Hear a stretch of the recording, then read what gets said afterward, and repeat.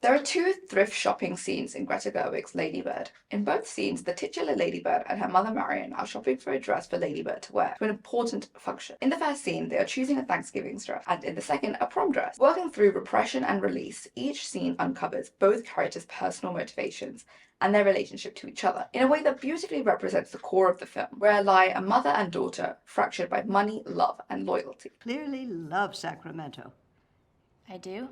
You write about Sacramento so affectionately and with such care. Well, I was just describing it. Well, it comes across as love. Sure. I guess I pay attention. Don't you think maybe they are the same thing? Love and attention? This scene plays right before the second scene at the thrift store, and we get shown that one of the most poignant ideas that's embedded within this film is the dichotomy between love and attention, and also the importance of how they contend with each other. So we are left to ponder, essentially, is love equivalent to attention? And further than that, is love enough? We meet Thrift Town via a wide establishing shot where we are introduced to the outside of this huge secondhand store, promptly followed by the abrupt sound of clanging hangers and bright fluorescent lighting, where we see the financial stages of this family broadcasted at wide shot level. Shot and graded with a warm grainy finish, Gerwig evokes a sense of realism for this working class existence. And a masterclass of showing instead of telling unfolds before our very eyes.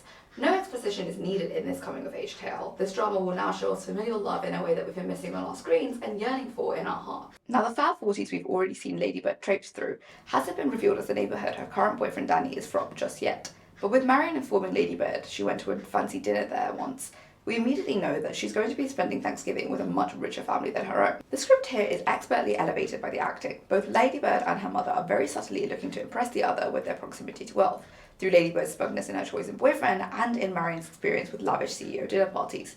Yet at the same time, we can see that Marion distinctly wants to help Lady Bird by giving her some contextual information on the type of people that live there. She doesn't want her daughter to look out of place or financially worse off in any way. But Marion isn't simply here to be helpful and give advice on propriety in the face of wealth. She's also here to sulk and judge. With a cool voice, she huffs that I just think it's such a shame that you're spending your last Thanksgiving with a family you've never met instead of... She turns to guilt-tripping and employing a passive-aggressive tone. She begins looking down with disappointment and disinterest in a way that indicates that she's voicing her desire for Lady Bird to stay at home with them because she cares, but is compelled in behaviour and body language to be moody and uninviting. This demeanour emphasises her repression and her inability to share her emotion. She can't be open, friendly and cavalier, and instead turns to hostility, hoping guilt can instead be enough. She's dampened the mood in a dramatic farce to guilt her daughter, made more tense by the reality that it will not realistically be the last Thanksgiving they share together as she claims. Hey, Marion.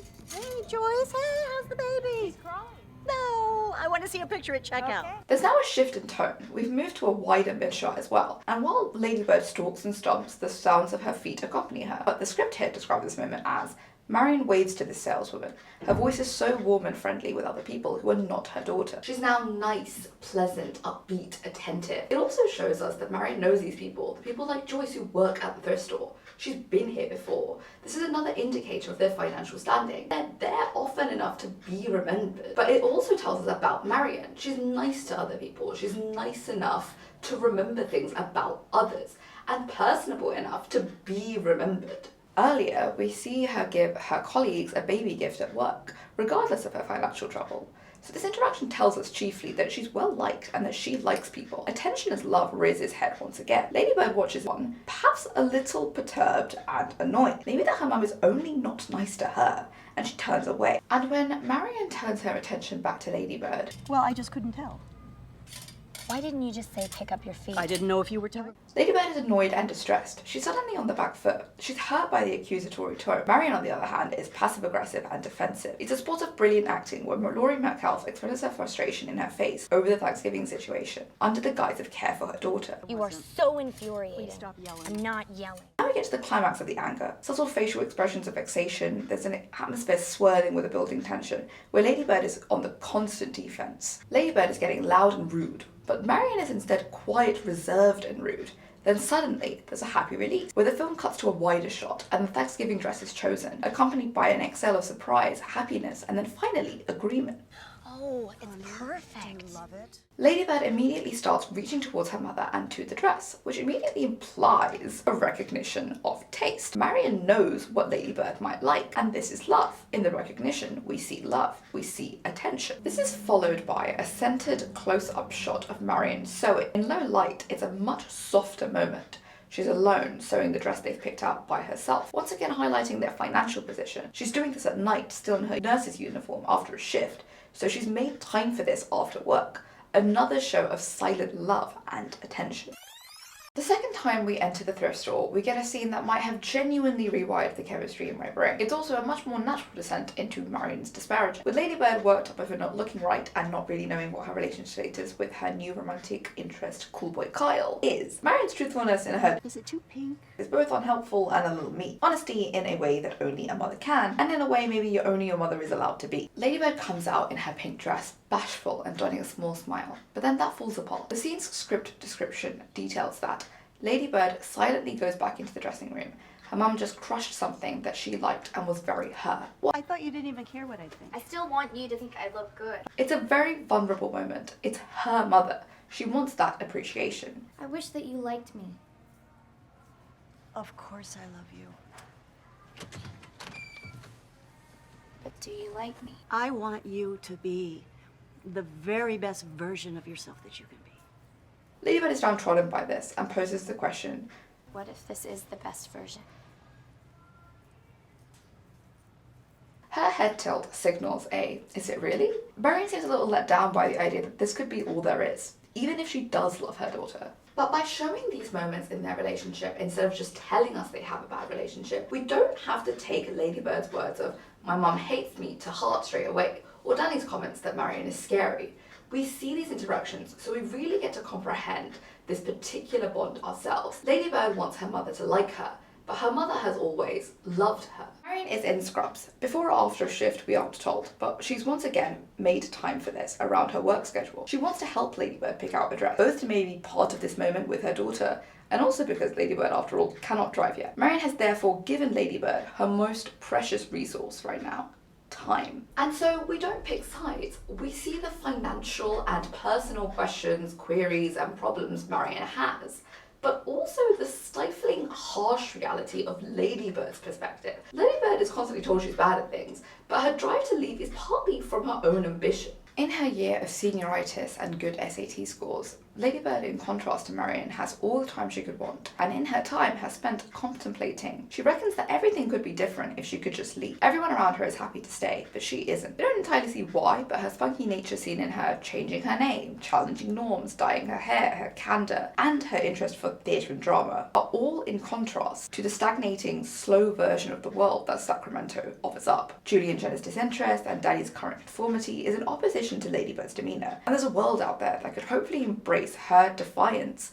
a bit more, one that she could end up finding if she could just leave. So we see why these two people, preoccupied with two different priorities, money and freedom, but are also trapped in an understanding that money breeds freedom, are having to contend with the idea that maybe the freedom and happiness on the horizon for Ladybird could be worth overturning money for.